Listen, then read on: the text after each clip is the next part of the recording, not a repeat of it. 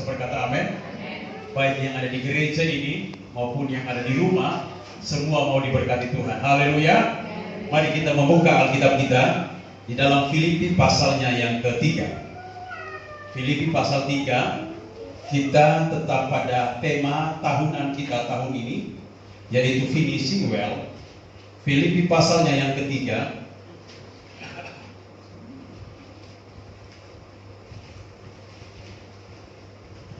Filipi pasal 3 ayatnya yang ke-12 sampai dengan ayatnya yang ke-14. Saya bacakan dan saudara bisa menyimak dengan baik. Filipi pasalnya yang ketiga ayat 12 sampai 14. Saya bacakan dan saudara bisa menyimak dengan baik. Atau kita baca bersama-sama. Amin. Kita baca bersama-sama supaya kita diberkati dengan kebenaran firman Tuhan ini. Tentu dengan suara yang nyaring jelas, karena iman timbul dari pendengaran akan firman Kristus. Filipi 3 ayat 12 sampai 14 kita baca bersama-sama. 1, 2, 3. Bukan seolah-olah aku telah memperoleh hal ini atau telah sempurna, melainkan aku mengejarnya, kalau aku dapat juga menangkapnya. Karena aku pun telah ditangkap oleh Kristus Yesus. Saudara-saudara, aku sendiri tidak menganggap bahwa aku telah menangkapnya. Tetapi ini yang kulakukan, aku melupakan apa yang telah di belakangku dan mengarahkan diri kepada apa yang di hadapanku, dan berlari-lari kepada tujuan untuk memperoleh hadiah, yaitu panggilan surgawi dari Allah dalam Kristus Yesus. Bisa berkata amin. Finishing well. Finishing well ke sorga. Nah, perhatikan baik-baik dalam ayat ini. Paulus ketika dia percaya kepada Tuhan, dia terima Yesus sebagai Tuhan dan Juru Selamat, tidak cukup sampai menjadi orang percaya saja, tetapi dia katakan, aku sampai di sorga. Finishing well-nya adalah sampai di sorga. Nah, apa yang dimaksud dengan finishing well? Finishing well artinya mengakhiri dengan baik atau menyelesaikan babak kehidupan dengan baik. Artinya endingnya itu bahagia. Bisa berkata amin. Bahagia di sorga. Ayat ini memberikan pengertian kepada kita bahwa Rasul Paulus dalam mengiring dan melayani Tuhan, sasarannya atau tujuannya sampai di finishing well, yaitu kerajaan sorga kekal selama-lamanya. Saya percaya sasaran kita adalah surga. Bisa berkata amin. Sasaran kita itu sorga. Sasaran kita bukan hanya kita diberkati di dunia saja, bukan kita terima Yesus kita diberkati dan kita memperoleh harta kekayaan yang banyak, memperoleh segala-galanya, tetapi itu lebih daripada apa yang kita pikirkan, yaitu sorga kekal selama-lamanya. Itu sasaran kita. Finishing well. Nah, di dalam Lukas pasal 9 ayat 25 berkata begini. Apa gunanya seorang memperoleh seluruh dunia, tetapi ia membinasakan atau merebutkan dirinya sendiri? Artinya kekayaan kita tidak bisa menjamin kita sampai ke sorga. Makanya Rasul Paulus dalam ayatnya yang ke-13 dan 14 berkata begini. Dan berlari-lari kepada tujuan untuk memperoleh hadiah, yaitu panggilan sorgawi dari Allah dalam Kristus Yesus. Karena itu marilah kita, ayatnya yang ke-5, karena itu marilah kita yang sempurna berpikir demikian. Dan jikalau lain pikiranmu tentang salah satu hal itu akan dinyatakan Allah juga kepadamu. Yang ada di pikiran Paulus ketika dia terima Tuhan dan Juru Selamat, sasarannya dia sampai di sorga kekal. Dan saya percaya sasaran pengiringan kita kepada Tuhan adalah kerajaan sorga. Haleluya. Karena Alkitab berkata, apa gunanya seseorang memiliki seluruh dunia kalau jiwanya binasa? Apalah artinya kita punya segala-galanya, tetapi jiwa kita binasa, kita tidak masuk surga, percuma. Tetapi sasaran kita dalam kita mengiring Tuhan, yaitu sampai di surga kekal. Finishing well kita bahagia di surga kekal selama-lamanya. Haleluya. Itu yang kita inginkan, dan itu yang kita rindukan hari-hari ini. Saya percaya setiap kita datang kepada Tuhan, menjadi anak Tuhan, sasaran kita, finishing well kita adalah surga kekal. Nah, bagaimana caranya sampai di finishing well, hidup bahagia di surga? Bagaimana caranya sampai di finishing well, itu masuk kerajaan surga kekal selama-lamanya? Ada beberapa ayat ini Paulus memberikan jalan keluar kepada kita. Coba kita membuka ayatnya yang ke-7 dan 8. Perhatikan baik-baik. Yang pertama ayat 7 dan 8 berkata begini. Ayat 7 dan 8. Tetapi apa yang dahulu merupakan keuntungan bagiku, sekarang kuanggap rugi karena Kristus. Malahan segala sesuatu kuanggap rugi karena pengenalan akan Kristus Yesus, Tuhanku, lebih mulia daripada semuanya. Oleh karena dialah aku telah melepaskan semuanya itu dan menganggap sampah supaya aku memperoleh Kristus.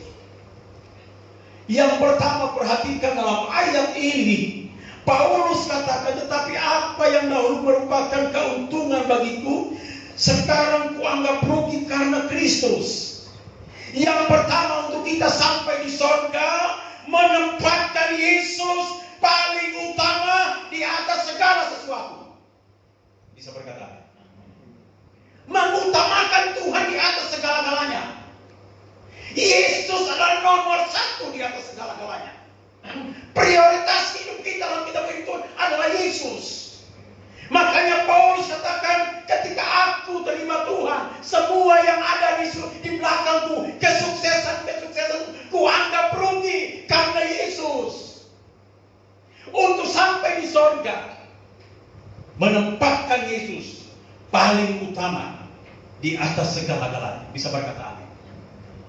Kalau kita utamakan Tuhan di atas segala-galanya, saya percaya kita sampai di finishing well, yaitu kerajaan surga kekal selama-lamanya.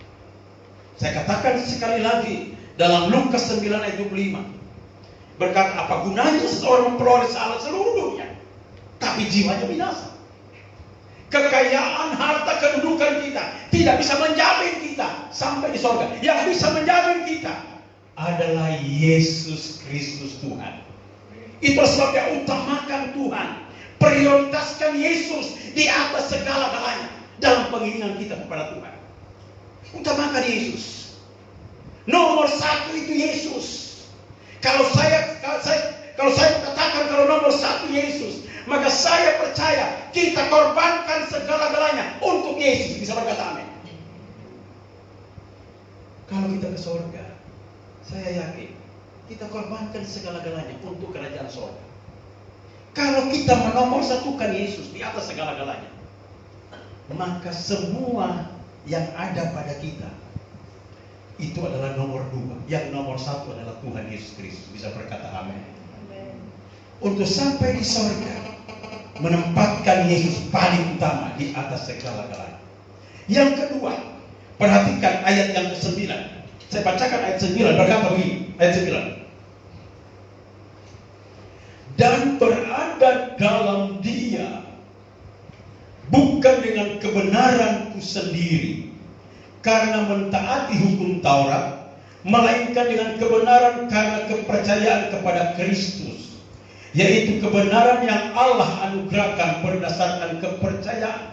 Lihat, ayat ini berkata, dan berada dalam Dia, bukan dengan kebenaranku sendiri, karena mentaati hukum Taurat, melainkan dengan kebenaran karena kepercayaan kita kepada Kristus.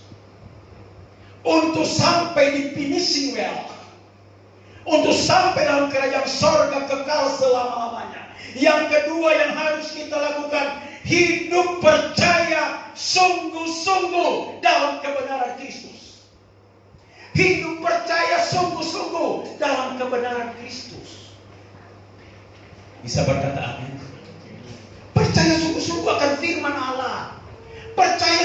perjuangkan firman Allah. Lakukan kebenaran firman Allah.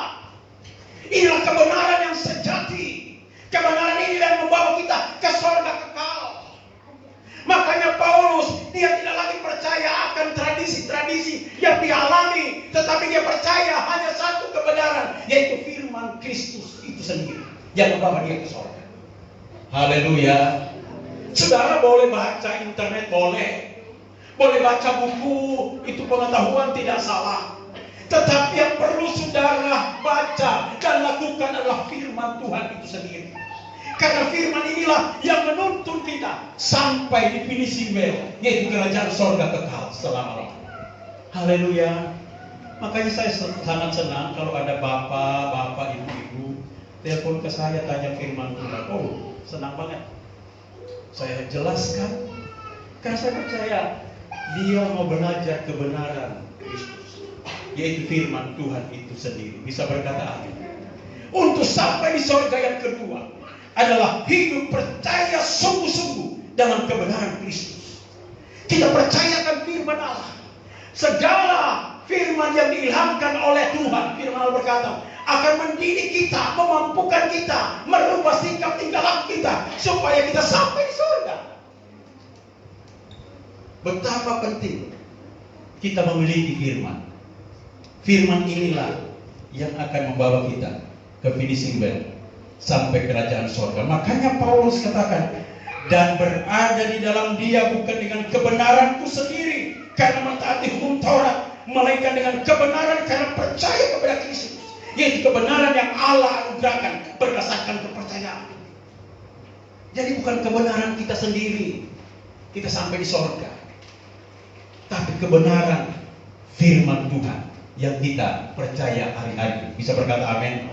Baca terus kebenaran firman Allah, lakukan terus kebenaran firman Tuhan, maka saya percaya engkau dijamin sampai di surga kekal selama-lamanya. Bisa berikan kemuliaan Tuhan kita. Haleluya. Haleluya. Haleluya.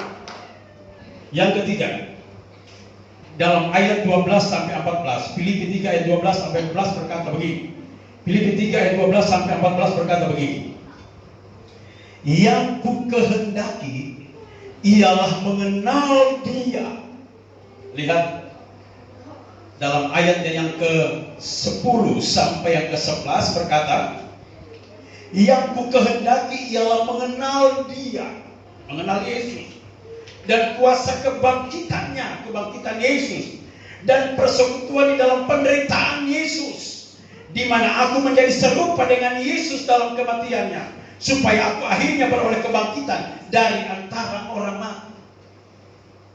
Yang ketiga, untuk sampai di finishing well, kerajaan sorga kekal selama-lamanya, yaitu menjadi serupa seperti Yesus. Menjadi serupa seperti Yesus. Apa yang dimaksud menjadi serupa seperti Yesus? Paulus katakan yang ku kehendaki ialah mengenal dia dan kuasa kebangkitannya. Mengenali Yesus sungguh-sungguh. Yesus itu menjadi teladan hidup kita. Yesus itu menoreh perjalanan hidup kita. Maka kalau kita menjadi serupa dengan Yesus, kita mengasihi seperti Yesus, kita berkorban seperti Yesus, kita taat seperti Yesus, kita juga berdoa seperti Yesus. Bisa berkata amin. Menjadi serupa dengan Yesus, menjadi serupa dengan Kristus, be like Christ. Menjadi serupa dengan Yesus. Kalau kita menjadi serupa dengan Yesus, dengan kuasa kebangkitannya, menjadi serupa seperti Yesus, penuh dengan Roh Kudus, kuasa kebangkitannya, kita suka bersekutu dengan Yesus, maka saya percaya kita akan sampai di surga kekal selama-lamanya. Haleluya. Be like Christ. Coba kita lihat ayatnya yang itu ayat yang coba Kevin, ya. Ini 1 Yohanes 2 ayat 6 berkata begini. Barang siapa mengatakan bahwa ia ada di dalam dia, ia wajib hidup sama seperti Kristus telah hidup. Jadi untuk kita sampai di surga kekal, kita sampai di finishing well, kita sampai dalam kerajaan surga kekal, wajib hidup sama seperti Kristus hidup. Bisa berkata amin. Wajib hidup seperti Kristus telah hidup artinya begini. Tindakan kita, tingkah laku kita, perbuatan kita seperti Yesus. Bisa berkata amin. Sebagaimana Yesus mengasihi, Dia kasihi manusia sungguh-sungguh. Sampai Dia korbankan hidupnya untuk kita di atas kayu salib karena kasihnya begitu luar biasa. Sebagaimana Dia taat kepada Bapa, maka kita juga taat kepada Yesus sungguh-sungguh. Dia korbankan hidupnya sungguh-sungguh, maka kita juga harus korbankan hidup kita untuk Tuhan sungguh-sungguh. Maka itulah yang dikatakan menjadi serupa dengan Yesus. Dengan kuasa kebangkitannya, persekutuan dengan Dia, suka berdoa, suka bersekutu dengan Tuhan, menjadi serupa dengan Dia dalam kematiannya, supaya akhirnya beroleh kebangkitan dari antara orang-orang mati. Ketika kita menjadi serupa dengan Yesus, maka tujuan kita surga kekal selama-lamanya. Ketika kita mati, kita dibangkitkan oleh Tuhan seperti Yesus bangkit dari kuburan sampai ke surga kekal. Bisa berkata amin. Itu artinya mencapai sorga, finishing well. Untuk sampai di sorga, hidup kita harus menjadi serupa seperti Kristus.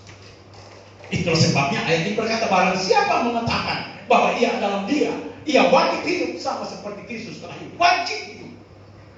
Menjadi orang Kristen kalau mau masuk sorga, menjadi anak Tuhan kalau masuk sorga, wajib hidup seperti Yesus hidup. Wajib hidup seperti Yesus hidup. Yesus itu murah hati apa? Murah hati atau apa namanya? Murah hati, suka memberi. Ya, itu Yesus. Karena dirinya dikorbankan untuk semua manusia. Dia nggak pelit. Itu wajib. Murah hati, suka memberi, suka mengasihi. Itu wajib hidup seperti Yesus. Dan Tuhan mau kita hidup seperti Dia, supaya kita sampai di sorga kekal selama-lamanya. Bisa berkata amin. Haleluya. Haleluya. Berikan kemuliaan Tuhan kita. Wajib hidup seperti Yesus. Dalam saudara berbisnis, wajib hidup seperti Yesus.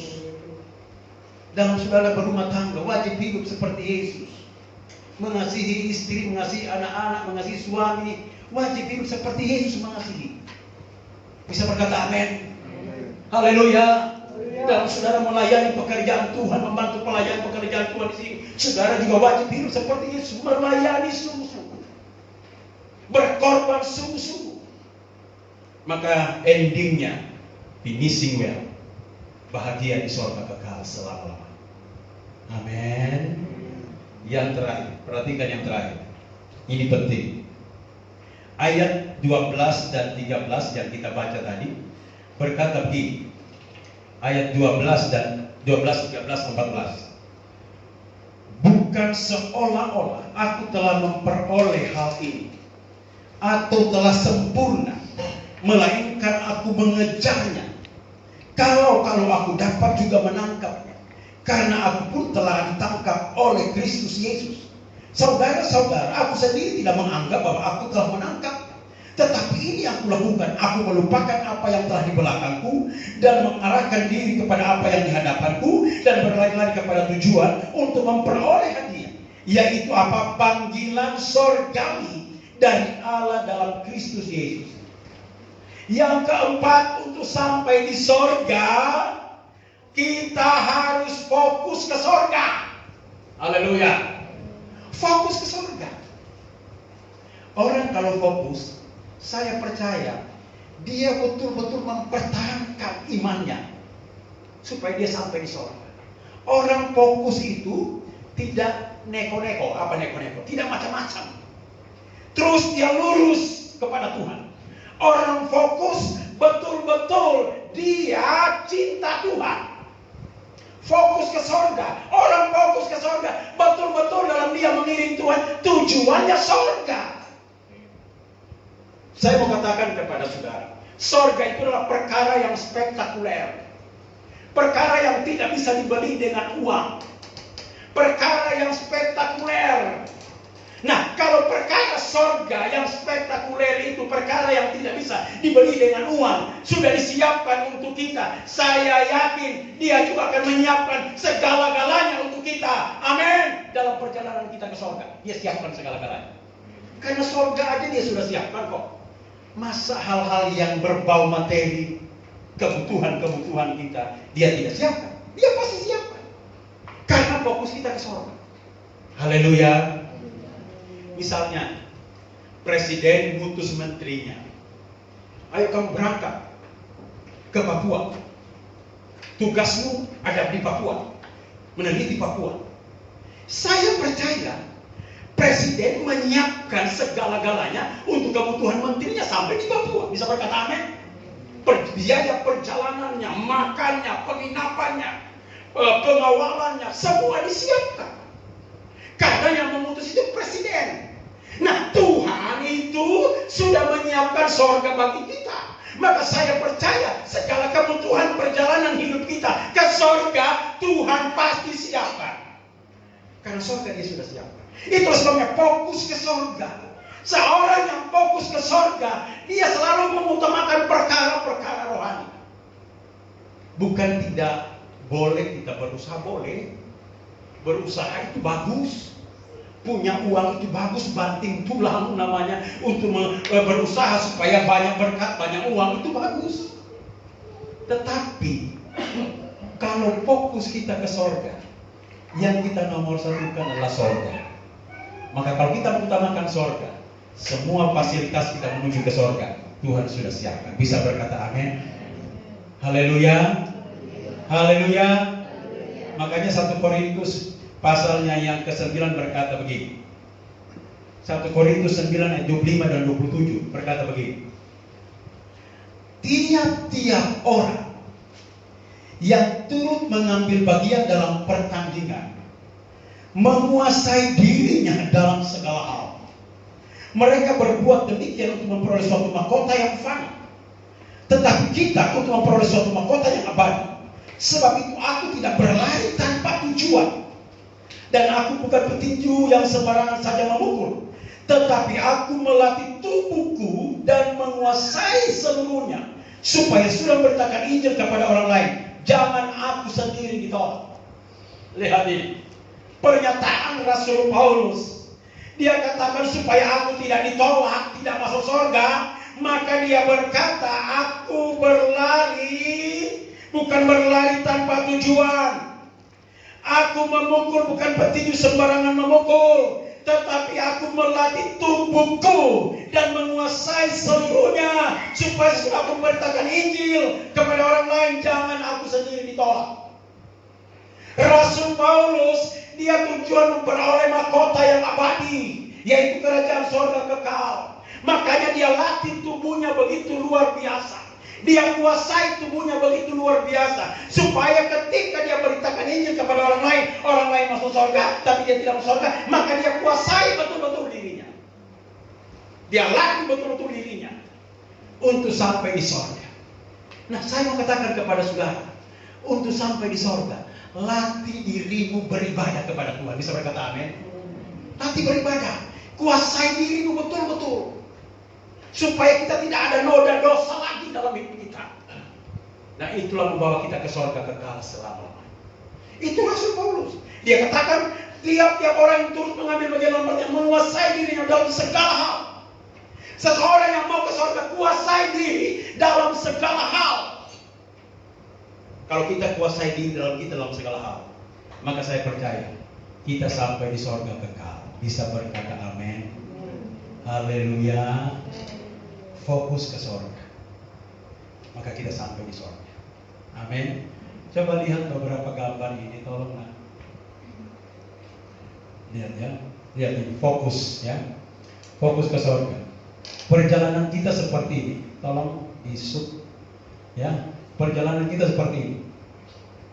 Kita bingung. Ya. Kita bingung mau ke kiri atau ke kanan. Di dalam dunia seperti ini, diperhadapkan seperti ini. Kita bingung mau kemana. Ya, tetapi seseorang yang fokus ke surga, maka ada dua jalan ini yang dia diperhadapkan kepada dia. Ya, jalan iblis atau jalan Tuhan. Tapi kalau orang fokus ke surga, maka dia ikutkan jalan Tuhan. Maka sampai dia ke surga kekal selamanya. Bisa berkata amin? Haleluya. Haleluya. Mari kita fokus ke surga. Berusaha tidak salah, bekerja keras tidak salah, karena kita harus menghidupi anak-anak kita, keluarga kita, rumah tangga kita.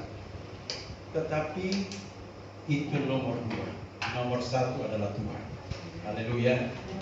Mari, kalau engkau utamakan Tuhan, engkau fokus ke surga, engkau kuasai dirimu menjadi serupa seperti Yesus, ya, hidup percaya sungguh-sungguh kepada kebenaran firman Allah, engkau fokus ke surga, utamakan Tuhan di atas segala-galanya, maka pasti engkau ke surga, sampai di surga, di finishing well, surga kekal selamanya. Tutup Alkitab, kita nyanyikan pujian dan syukur Tuhan Bapa kepada